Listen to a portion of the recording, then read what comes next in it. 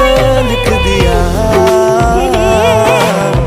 तू है চলে গেলে আমার বলার কিছু ছিল না, না গো, আমার বলার কিছু ছিল না। अपने सनम को प्यार से हमको थोड़ा দুহাতে তোমার গো এত কিছু ধরে গেল, ধরলো না নতুন শুধু ভোরে এই স্মৃতিটা। ঘাস